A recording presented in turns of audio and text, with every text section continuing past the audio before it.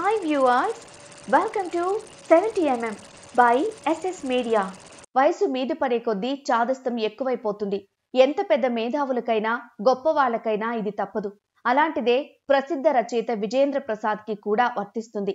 RRR మూవీని ఎన్టీఆర్ రామ్ చరణ్ తో multi starrer మూవీగా తెరకెక్కించారు.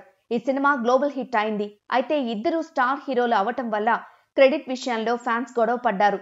మాది హీరో రోల్, మీది సైడ్ రోల్ అంటూ కొట్టుకున్నారు. దీనిపై రాజమౌళి కానీ ఎన్టీఆర్ రామ్ చరణ్ కానీ స్పందించలేదు. కానీ RRR రైటర్ విజేంద్ర ప్రసాద్ అగ్నికి ఆజ్యం పోసేలా తనకు రామ్ చరణ్ పాత్ర ఇష్టమని ఆ మధ్య చెప్పారు.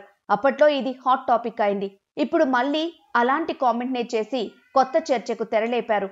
రీసెంట్ గా ఒక ఇంటర్వ్యూలో పాల్గొన్న విజేంద్ర ప్రసాద్ ఒక పాత్రను తక్కువ చేయటం, ఒక పాత్రను ఎక్కువ చేయటం కాదు. కథ రాసేటప్పుడు రెండు పాత్రలు ఒకేలా అనిపించాయి. ఒకేలా అనుకునే రాశాం. కానీ సినిమా చూసిన తర్వాత వేరేగా ఉంది. ఈ మూవీలో రామ్ చరణ్ పాత్రలో చాలా వేరియేషన్స్ ఉంటాయి. ఎన్టీఆర్ పాత్రలో అమాయకత్వం ఉంటుంది. ఎన్టీఆర్ గొప్ప నటుడు. అతడికి ఎలాంటి రోల్ ఇచ్చినా తినేస్తాడు.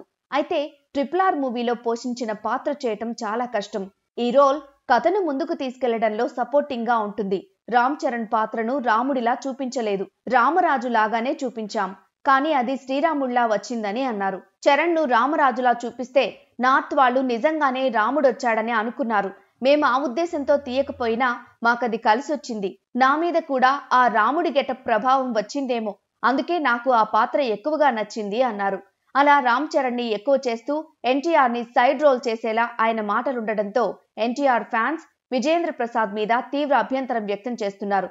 ముసలాయన కదా, చాదస్తం ఎక్కువైపోయిందంటూ ట్రోల్స్ వేస్తున్నారు. నిజానికి RRR మూవీకి ఎన్టీఆర్ చరణ్ ఇద్దరు రెండు కళ్ళు లాంటి వారు. ఏ ఒక్క పాత్ర వల్ల అది అంత హిట్ అవ్వలేదు. ఇద్దరి స్టార్డమ్ మాత్రమే ఆ సినిమాని ఒక రేంజ్ కి తీసుకెళ్లింది. ఇలాంటి సెన్సిటివ్ విషయాల్లో సెలబ్రిటీస్ దూరకపోవడమే బెటర్.